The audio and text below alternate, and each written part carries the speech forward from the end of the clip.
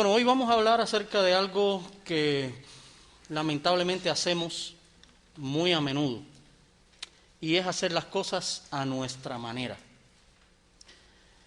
Voy a leerles ahí primero en el Salmo 100.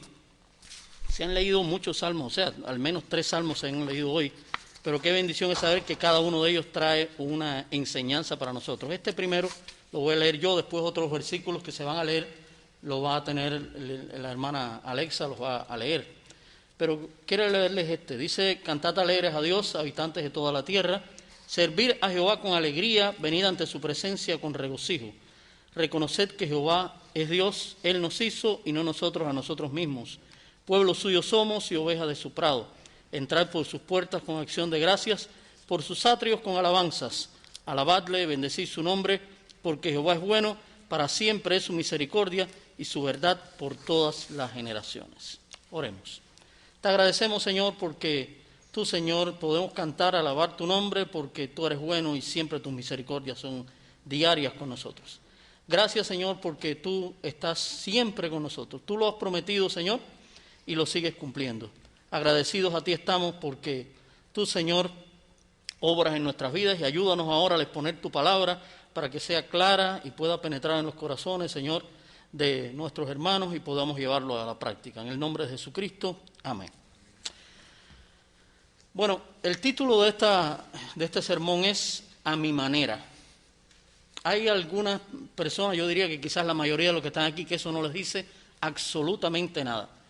Pero para los que peinamos canas, o aunque no nos salgan las canas, como en mi caso, pero que ya tenemos unos cuantos años, cuando usted dice a mi manera, le parece oír la canción, una canción que se hizo famosa en el año 65 y que dice más o menos, le voy a decir más o menos, yo no hice la traducción, así que, pero la idea en español es la siguiente: el final está cerca y me enfrento al telón final, lo diré muy claro, expondré mi caso, he vivido una vida completa, he viajado todos y cada uno de los caminos, y mucho más que eso, lo hice a mi manera. Arrepentimientos tengo unos cuantos, pero muy pocos para mencionarlos. Hice lo que tenía que hacer, planeé cada uno de los pasos a lo largo del camino y lo hice a mi manera. Sí, había veces cuando hacía más de lo que podía, pero a través de todo, cuando había dudas, enfrenté todo y me mantuve firme a mi manera. He amado, he reído, he llorado, he tenido mi parte de pérdidas, y ahora que las lágrimas se secan, pensar que lo hice todo sin timidez y a mi manera. He aguantado muchos golpes, pero lo hice a mi manera. Una canción que, le digo, se puso muy de moda y que yo diría que resume de alguna forma también el pensamiento de muchos de nosotros en muchos aspectos. Buscando material para este sermón me encontré algo que realmente nos llama la atención, de ver cómo, aun cuando tratamos de hacer las cosas a nuestra manera, en el aspecto de los negocios, las cosas no funcionan bien. Miren, encontré esta ilustración. Hay quienes valoran más un criterio propio, o sea, de hacerlo a nuestra manera, que explorar otros terrenos. En el año 2000, una pequeña empresa de alquiler de películas a domicilio fue ofrecida por 50 millones a Blockbuster, la compañía colega más exitosa de esa época. A los jóvenes les estoy hablando en chino, pero Blockbuster era donde usted iba y rentaba casetes, videos. Ustedes no saben ni lo que es eso todavía, posiblemente ni los han visto, porque todo ahora se ve por internet. Pero antes usted tenía un aparato donde usted tenía que meter un casete. No le puedo explicar qué cosa es porque se me va el mensaje en tratar de explicarle todo eso. Pero qué cosa es que esa compañía, Blockbuster, tenía millones. La gente iba a sus establecimientos, rentaba los videos y veía las películas. Ahora tan fácil como lo vemos nosotros hasta por el teléfono, antes usted tenía que hacerlo de esa manera. Esa pequeña compañía que fue ofrecida por 50 millones, lo que hacía era que daba o vendía esas películas a domicilio, lo hacía a domicilio, los llevaba. Pero ¿saben qué? El Blockbuster, esa compañía gigantesca que tenía millones, no compró esta otra compañía porque sus directivos pensaron que era mucho más rentable que los clientes vinieran a la tienda, hicieran entonces fueran a la tienda y rentaran los videos allí. ¿Saben cuál fue el resultado? Esa pequeña compañía que vendía películas a domicilio, que alquilaba, es Netflix. Hoy tiene Netflix millones de suscriptores y vale casi 200.000 millones de dólares. Esa compañía que no quisieron comprar por 50 millones. ¿Y Blockbuster? ¿Qué pasó con ellos? Quebró. Ya no existe, ya no se sabe. O sea, nadie puede predecir el futuro. El ejemplo anterior es válido para esas oportunidades que vienen y se desperdician por hacerlo a nuestra manera. Y créame que nosotros somos especialistas en eso, en tratar de hacer las cosas a nuestra manera. Sobre todo los latinos, somos muy amigos de hacer las cosas. Criticamos a los gringos porque a veces nos parece absurdo. Usted va a tomarse un jugo y ¿qué dice por aquí? Y usted dice, pero tengo que ser estúpido para ver que hay una cosita que usted le pone el pinchito, pero los gringos te dicen, por aquí. Nosotros no nos hace falta eso. A nosotros, ¿para qué queremos un manual si nuestra inteligencia, entre comillas, da para hacerlo? Por eso es que después el equipo no funciona, nos sobran piezas y todo por hacerlo a nuestra manera. Pero así pretendemos con nuestra vida espiritual. Un poco de buena voluntad, con suficiente no le hago daño a nadie, y una porción abundante de hago todo el bien que puedo, parece una mezcla creíble para llegar a la vida eterna. Pero si bien todo lo anterior no es despreciable, humanamente hablando, no tiene ningún valor en el terreno espiritual.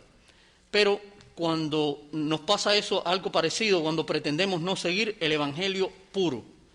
Mire, yo no sé en los países de ustedes, pero en Cuba había personas que salían por la calle a vender leche, ¿no? No era propiamente el lechero, eran personas particulares que vendían. Ahora, usted se encontraba con que la mayoría de la gente que vendía leche, ¿qué hacía? Le echaba agua. Cuando usted cocinaba esa leche, se daba cuenta, cuando una leche no hace nata, cuando usted la hierve, es que tiene agua. A veces yo una vez le decía a alguien que me parecía más bautista que yo, porque era en el nombre del Padre y del Hijo y del Espíritu Santo, le echaba tres partes de agua por una de leche, aquello ni color tenía, pero no, para una cosa pura tiene realmente que hacerse algo bien definido, algo que usted no pueda añadirle otra cosa. Y vemos ahí posiblemente uno de los primeros casos en la Biblia, en Levítico 10, 1 al 3. Nadab y Abiú, hijos de Aarón, tomaron cada uno su incensario y pusieron en ellos fuego, sobre el cual pusieron incienso y ofrecieron delante de Jehová fuego extraño que él nunca les mandó. Y salió fuego delante de Jehová y los quemó y murieron delante de Jehová. Entonces dijo Moisés a Aarón, esto es lo que habló Jehová diciendo, en lo que a mí se acercan me santificaré y en presencia de todo el pueblo seré glorificado. Y Aarón cayó. Fíjense, esto del fuego extraño, usted dice, bueno, pero si no estaban ofreciendo un fuego a Dios, no le estaban ofreciendo los ídolos, no le estaban haciendo ninguna otra cosa, pero si bien es cierto que debía haber incensarios con fuego según el mismo Dios había establecido, no era a cualquier manera, era como Dios había dicho. Y ellos tuvieron una actitud irreverente, rebelde y temeraria. Algunas lecciones que podemos sacar de hacer las cosas a nuestra manera en este pasaje es: no se puede adorar al Dios Santo de cualquier manera, sino según nos ha dicho en su palabra. Una vez alguien me preguntó cuál era la religión más grande del mundo, la que tenía mayor cantidad de seguidores. Y yo había oído a alguien que, antes que yo, lo pensó lógicamente, y dijo que era la religión a mi manera. No, olvídese de catolicismo, de hinduismo, de budismo y todos los ismos. No, porque es la gente que pretende hacer las cosas a la manera de ellos. Hay un manual, el manual lo tenemos aquí, es la escritura, pero no, buscamos mejor hacer las cosas a nuestra manera y por eso entonces, no, yo hago esto, pero yo creo en Dios, pero lo hago a mi manera. Y yo adoro a Dios, pero lo hago a mi manera y no funciona. Porque es a la manera en que Dios quiere, no a la manera en que tú quieras. Entonces, la ignorancia de la ley no exime de culpa. No exime de culpa el que tú no conozcas la ley. Y por esa sencilla razón, diríamos, que es que incluso cuando usted va a sacar su licencia de conducción, ¿qué es lo primero que tiene que pasar? El teórico. O sea, tiene que tener un conocimiento de las señales y de las cosas que hay en la carretera para usted saber, antes de tomar el timón, pudiéramos decir así. Y aun cuando usted ignore alguna señal o viole alguna cosa, no sé, usted puede pasar por un lugar, líbrele el Señor de que usted pase por una zona escolar a exceso de velocidad, porque ahí sí la multa es gigantesca. Pero si usted pasa y no se da cuenta que iba y llegó el policía y lo tomó en el lugar, no hay razón, no hay defensa ninguna. Es como cuando usted bloquea una intersección, y créame que me pasó, y llegó el policía que estaba allí y me mandó, me separó, gracias a Dios que salí con una bobería, con 10 pesos fue lo que tuve que pagar, $10, ¿no? Una cosa así. Pero yo estaba bloqueando una intersección y había un cartel gigantesco que decía, no bloquee la intersección. Tenía que ser estúpido, pero estaba apurado, de esos apuros que tenemos, y el apuro me salió más caro que cualquier otra cosa. Bueno, mucho cuidado con las bebidas alcohólicas. En ese pasaje parece sugerir que estaban bajo la influencia de ellas, porque después un poco más adelante habla acerca de que no debían tomar, cuando iban al sacerdocio, a tomar esas bebidas alcohólicas. La paga del pecado es muerte, ellos murieron por su pecado y también nosotros debemos morir. Somos humanos pecadores igual que Nadab y Abiú, pero gracias al amor de Dios en Cristo podemos ser perdonados. Eso es esta enseñanza de hacer las cosas a nuestra manera. Pero otro ejemplo de cosas hechas a la manera humana y no según el plan de Dios fue el transportar el arca en un carro nuevo. Primera de Crónicas 13, 6 al 10. Y subió David con todo Israel a Balad de Jerem, que está en Judá, para pasar de allí el arca de Jehová Dios, que mora entre los querubines, sobre la cual su nombre es invocado.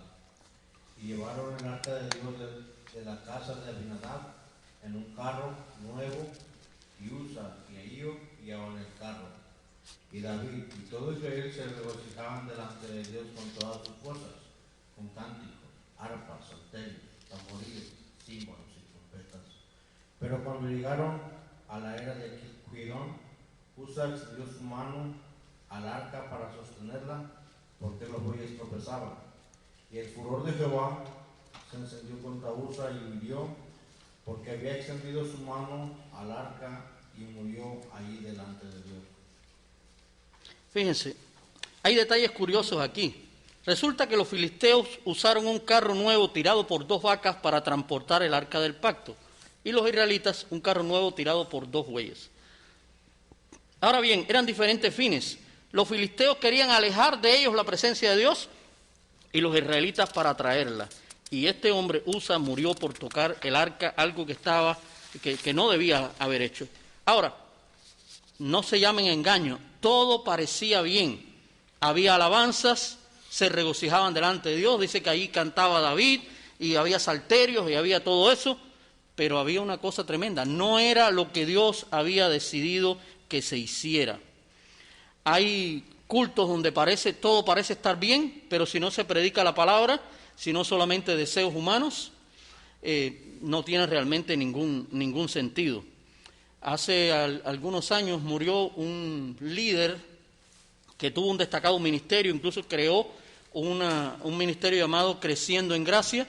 Se hizo llamar el Anticristo, el apóstol Pablo, el Anticristo, después era Jesucristo, y lo interesante es que había millones que le seguían, millones.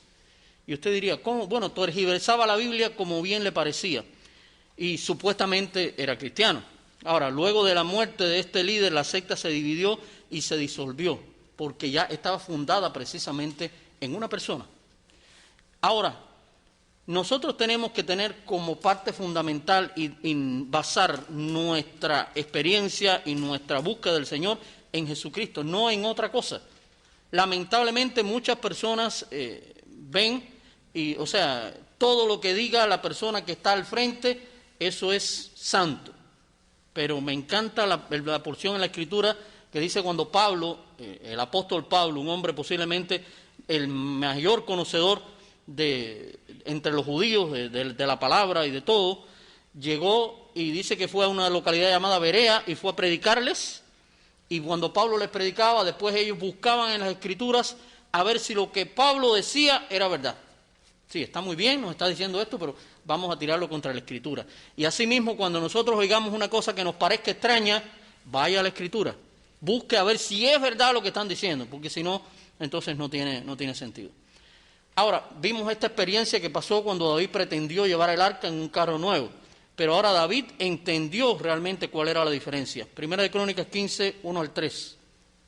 Hizo David también casas para sí en la ciudad de David, y arregló un lugar para el arca de Dios, y le levantó una tienda. Entonces dijo David: el arca de Dios no debe ser llevada sino por los levitas, porque a ellos ha elegido Jehová para que lleven el arca de Jehová y le sirvan perpetuamente. Y congregó David a todo Israel en Jerusalén para que pasasen el arca de Jehová a su lugar, el cual le había preparado. Fíjense, ahora sí David entendió, no era para llevarlo en un carro, era para llevarlo tal como el Señor había dicho, sobre los hombros de los levitas, y así lo hicieron, y no hubo tragedia ninguna, porque se hizo a la manera de Dios. Así tenemos que actuar nosotros, a la manera de Dios. Pero en nuestros días el anhelar tanto la presencia de Dios, desgraciadamente algunas personas en ocasiones usan los mismos métodos que los paganos. Y en lo espiritual no cabe eso de que el fin justifica los medios. Recuerdo una vez un pastor de muchos años que se le acercó a alguien a su congregación, estamos hablando de tiempos de prácticamente no había juventud en la iglesia, y le dijo: pastor, tengo una idea que yo creo que va a ayudar a que se nos va a llenar la iglesia de jóvenes. El pastor dijo: bueno, a ver, vamos a poner una discoteca cristiana. El pastor se quedó así mismo con esa misma cara que... ¿Cómo que discoteca cristiana? Sí, no, pero eso, una cosa, no, nada de ningún problema, vaya, todo va a ser más calmadito. No, el fin no justifica los medios. Era algo que realmente no cabe dentro de él. No es la manera de atraer. Llevando el mundo a la iglesia, no tiene eso ningún sentido. Ahora, yo trabajaba en Cuba, en un seminario, y había una hermana que trabajaba en la limpieza y que tenía, yo creo que un deseo de acercarse a Dios y de que oraran por ella tremenda. Y ella cada vez que tenía una oportunidad venía para que yo orara por ella. Y recuerdo que en una ocasión me sorprendí cuando la oí decir que tenía que poner algo en el caldero de la oración. Les explico ahora por qué me extrañó tanto eso. Resulta que en las religiones afrocubanas, en Cuba hay millones de eso, se ha transportado, hasta eso se ha exportado en Cuba. El caldero es algo en que se ponen determinados instrumentos para los orishas o los santos africanos, ¿no? Y cuando usted pone a alguien, un nombre o algo en el caldero de oración, en el caldero de eso de los orishas, lo que le va a tocar es lo que le va a tocar. O sea, aquello es para destruirlo. Entonces, cuando yo oí caldero de oración, lógicamente que aquello me sonó extraño, porque no puedes ligar la parte afrocubana con la parte cristiana, ¿no? Y así, lamentablemente, esta hermana con total ingenuidad mezclaba lo pagano con lo santo, ¿no? Y nosotros, todos nosotros, dice que debemos ser santos, apartados por Dios para su servicio. Pero quiero detenernos en 3 soluciones que propuso Faraón para que el pueblo de Israel no adorara a Dios como quería. El faraón de nuestra tierra, llámese la persona que está al frente, sea nuestro trabajo, sea en la nación, sea donde sea, siempre va a tratar de darnos soluciones que no tengan nada que ver con nosotros, o sea, que con las cosas de Dios.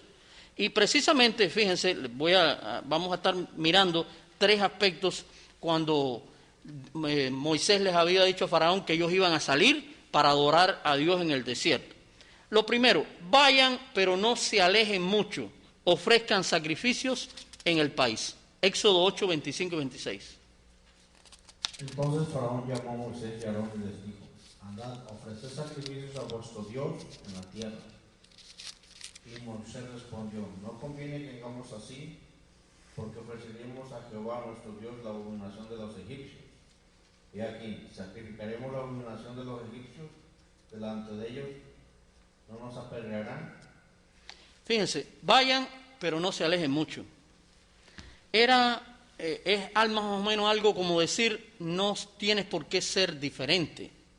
En este caso, donde se aplica en muchos contextos, pero pudiera ser, entre otras cosas, viste como nosotros, ¿no?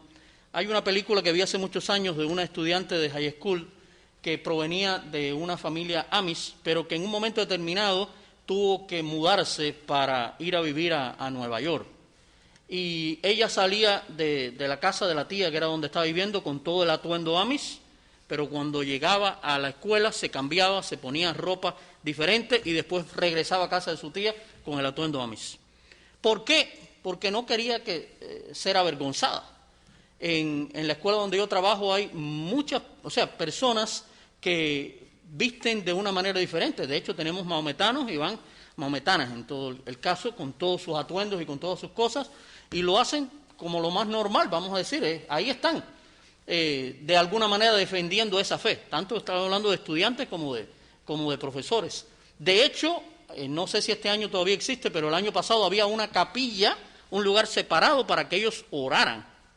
Y yo siempre me preguntaba, ¿y por qué los cristianos no lo tienen? Una vez le hice la pregunta a alguien y me dijo, porque no lo han pedido. O sea, resulta que los maometanos sí tienen el lugar y los cristianos no lo tienen, que me consta que hay cristianos allí, porque no lo han pedido, ¿no?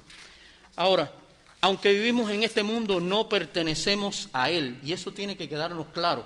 No es que tengamos que ser bichos raros, porque a veces no, porque el cristiano no puede ser de esta manera, no, de esta otra, no, usted tiene que ser, usted es un ser humano y usted, porque por ejemplo, a nadie ahora se le ocurre, si tenemos que ser, vamos a mirarlo de esa perspectiva, tenemos que ser como Cristo, pero ¿qué les parecería a ustedes si ahora viniera una persona aquí con una túnica y con el pelo largo y con sandalias, vistiendo como Jesucristo? Yo no, pero ese hombre no puede estar bien de su cabeza, porque entendemos el contexto de que vivimos, en el mundo, pero no pertenecemos al mundo. Tenemos que alejarnos del mundo, no vivir independientes. Desgraciadamente muchas personas entendieron eso mal y crearon los monasterios y lugares donde se apartaban supuestamente para estar alejados del mundanal ruido, y resulta que era peor una cosa que la otra, ¿no? Nosotros, si nos alejamos del mundo, no podemos entonces ser la sal de la tierra, tal como el Señor nos dijo que fuéramos. Pero tenemos que entender que nuestra ciudadanía no es de este mundo. La mayoría de nosotros nació en otro país y tiene o quiere tener la ciudadanía norteamericana, ¿no? Pero mucho mejor es tener la celestial, donde no tenemos más requisitos que aceptar a Jesucristo como nuestro Salvador y arrepentirnos de nuestros pecados. La primera excusa que puso, el primer planteamiento de Faraón, vayan, pero no se alejen mucho. El segundo, vayan, pero solo una parte de la familia. Éxodo 10, 8 al 11. Moisés respondió, hemos de ir con nuestros niños y con nuestros viejos, con nuestros hijos y con nuestras hijas, con nuestras ovejas y con nuestras vacas. Hemos de ir, porque es nuestra fiesta solemne para Jehová. Y él les dijo, así sea Jehová con vosotros, ¿cómo os voy a dejar ir a vosotros y a vuestros niños? Mirad cómo el mal está delante de vuestro rostro. No será así, id ahora vosotros los varones y seguid a Jehová, pues esto es lo que vosotros pedisteis. Y los echaron de la presencia de Faraón. Fíjense, vayan, pero solo una parte de la familia. En este caso, vayan los varones, dejen a la familia. Y Satanás nunca ha querido que adoremos juntos, por eso provoca todo tipo de divisiones. De hecho, a la primera familia humana le hizo caer cuando encontró a Eva sola y ella se dejó seducir por el enemigo. Y bien lo dijo el Señor, que en los postreros tiempos la hija se levantaría contra la madre, la suegra contra la nuera, porque Satanás sabe que si destruye el cimiento de la sociedad, que es la familia, ya ha ganado parte de la batalla. Y no por gusto, en estos tiempos que estamos viviendo en Estados Unidos hay una batalla campal porque se reconozcan los derechos, entre comillas, de los homosexuales a adoptar niños que van a crecer en un ambiente totalmente corrompido y mucho más actual ahora con la decisión de la Corte Suprema sobre el aborto. Muchas manifestantes proclaman que su cuerpo es suyo, y si eso es cierto, pero no tienen derecho sobre la vida que llevan dentro de su cuerpo. Fíjense que en ambos casos todo gira alrededor de la familia. Y qué bueno es que desde que se forma el hogar con el hombre y la mujer, se busque junto al Señor y que también los hijos se incorporen y sean participantes de esta adoración. La tercera planteamiento de Faraón es vayan con la familia, pero dejen sus posesiones. Primero, no se alejen mucho, después vayan ustedes solos. Ahora, vayan con la familia, pero dejen sus posesiones. Éxodo 10, 24 al 26. Entonces Faraón hizo llamar a Moisés y dijo: Id, servir a Jehová, solamente queden vuestras ovejas y vuestras vacas, vayan también vuestros niños con vosotros. Y Moisés respondió: Tú también nos darás sacrificios y holocaustos que sacrifiquemos para Jehová nuestro Dios. Nuestros ganados irán también con nosotros, no quedará ni una pezuña, porque ellos hemos de tomar para servir a Jehová nuestro Dios, y no sabemos con qué Jehová hemos de servir a Jehová hasta que lleguemos allá. A mí me gusta recalcar en el tiempo los diezmos y las ofrendas, que también es un acto de adoración, como cuando los israelitas llevaban las primicias de sus cosechas al templo y los levitas servían al Señor. Tanto una cosa como otra, pero el mundo no puede entender por qué nosotros dedicamos nuestros recursos para uso de la iglesia. Si a ellos no les alcanza con el 100%, es inconcebible que nosotros, de manera voluntaria, demos un 10% para el sostenimiento de la obra del Señor. Los inconversos consideran que hay muchos biles que pagar y muchas cosas buenas que comprar para desperdiciarlo en algo que no nos da ningún beneficio, según ellos, ¿no? Incluso algunos cristianos bien intencionados piensan que ayudando de alguna manera a los pobres y a otras personas por su cuenta, ya con eso cumplen, olvidando que Jesucristo estableció la iglesia local con el objetivo de que podamos llegar a nuestra comunidad con un mayor impacto.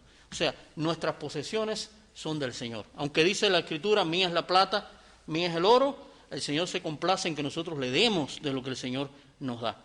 Y cuando hablamos de dinero, algunos se vuelven demasiado espirituales, ¿no? Hay algunas personas que no, por ejemplo, contaba un pastor mayor de Cuba, que una vez una persona le dijo, se le acercó y le dijo: pastor, no estuve en el culto, pero mi espíritu estaba allí. El pastor se le quedó mirando y dijo: hermano, ¿usted manda al espíritu al trabajo solo? ¿Lo manda a comprar las cosas que necesita? No, para la otra, que venga el espíritu, pero que venga con usted. Lamentablemente hay personas que se vuelven tremendamente espirituales. No, yo no estaba, y no estaba por ninguna cosa, es que por alguna razón no quiso ir, más nada que eso. Más bien nosotros debiéramos imitar al hombre, aquel hombre que se fue a bautizar, y bueno, nosotros usamos como una especie de batas, ¿no? Pero en Cuba no siempre había las batas esas, y a veces usted se bautizaba con lo que tenía, una ropa, un pantalón, lo que tenía puesto. Y el pastor notó que aquel hombre tenía, cuando lo fue a bautizar, en el bolsillo tenía la billetera. Y le llamó la atención. Le dijo: mi hermano, ¿se le va a mojar la billetera? Le dijo: no, pastor, si yo quiero que se moje. Porque yo quiero que también mi billetera sea cristiana. Yo creo que hay algunos que debieran haberse bautizado con la billetera. ¿Sí? Porque realmente, qué importante saber. No. Lo bueno es que sí, yo pertenezco a Cristo, pero también lo que tengo pertenece a Cristo. Por eso es que decíamos, es importante que nosotros busquemos que tanto nuestras posesiones como nuestra familia, como nosotros en sentido general, el cristianismo es un estilo de vida, mis hermanos, no es un tiempo. Algunas personas, por ejemplo, en Cuba hay al menos, así de las más grandes, 2 festividades que la gente tiene que celebrar, o sea, los adoradores de esos dioses, entre comillas, deben celebrar, y uno es un ídolo que le llaman San Lázaro. A ese San Lázaro hay que ir en peregrinación, y la gente va, algunos van caminando, otros van largas distancias, estamos hablando, recorriendo la noche completa para ofrecer determinados sacrificios. Un día. ¿Y los otros 364? No importa. Está también allí en un santuario en la parte oriental de Cuba, y para allá van ellos ahí a la Caridad del Cobre, y hubo alguien que incluso caminó una enorme distancia para llevarle como un sacrificio. Terminó el sacrificio y ya. La cuestión es que la vida cristiana es total. Cuando usted llega al Evangelio, debe seguir buscando del Señor, y es cada día. No es una carrera de 100 metros, es una larga maratón que usted debe hacer, porque tiene que seguir buscando al Señor. Y en tiempos en que se pregonan herejías absurdas, algunas de ustedes quizás la han oído, otras quizás les son nuevas, pero ¿Cuántas veces hemos oído a personas que mueren y que dicen que bueno, ya se convirtió en un ángel que te sigue y que te acompaña? Eso no lo dice la Biblia. Se pide luz para el alma de una persona que muere, en que se piensa que alguien que murió puede ayudar y acompañar a los vivos. Nada de eso lo dice la Escritura. Algunos casos en que la Biblia ha pasado a ser un talismán y no una espada de dos filos. Una vez llegué a la casa de una miembro de la iglesia que ya estaba prácticamente agonizando. Y llegué, todavía ella podía de alguna manera hablar, pero lo primero que hizo fue encontrarme la Biblia abierta encima de su cama. Yo pensé que era que la hija, que no era cristiana, se la estaba leyendo o algo así. Y qué sorpresa cuando pregunté por qué la Biblia estaba ahí y me dijo, para alejar los malos espíritus. Hay cosas increíbles que usted puede decir, ¿cómo es posible que la gente pueda creer todas esas falsedades? Es más fácil poner un talismán o poner esto, poner aquello, que creer al Dios verdadero. Mire, el hecho de aceptar a Jesucristo, de reconocer que uno ha pecado, que ha hecho lo malo delante de Dios y decir, Señor, me arrepiento de mis pecados y vengo a ti, parece fácil. Y de hecho lo es. Pero algunas personas prefieren las cosas más difíciles. Decir, no. Yo tengo que hacer esto y tengo que hacer determinadas peticiones y tengo que llevarme de esta manera y hacer determinados actos que me lleven mucho sacrificio. Pero la parte del Evangelio es tan sencilla que la puede entender hasta un niño. Arrepiéntete de tus pecados, ven al Señor, entonces Él cambiará tu vida y te hará una persona diferente. Que no se logra, o sea, el proceso se logra inmediatamente, pero ese proceso de santificación, de búsqueda del Señor, va a ser cada día paulatino. Y es una cosa importante que nosotros siempre recordemos, que no es a nuestra manera, sino a la manera de Dios. Que así vivamos, pensando que Dios hace las cosas realmente a la manera de Él, como Él lo dice en la Escritura. Siempre que usted le digan de hacer algo que esté en contra de lo que dice la Biblia, no lo haga. En lo que ocurre lamentablemente es que como no hay conocimiento de la Biblia, usted no puede discernir, porque si no ha leído la Biblia, entonces se va a encontrar con todas esas cosas que la gente dice, que dice la Biblia. Dios aprieta pero no ahoga, eso no lo dice la Biblia. Y así otra sarta de barbaridades. No, vaya exactamente a lo que dice la Escritura y se dará cuenta de cómo proceder, no a nuestra manera, sino a la manera de Dios. Que Él les bendiga.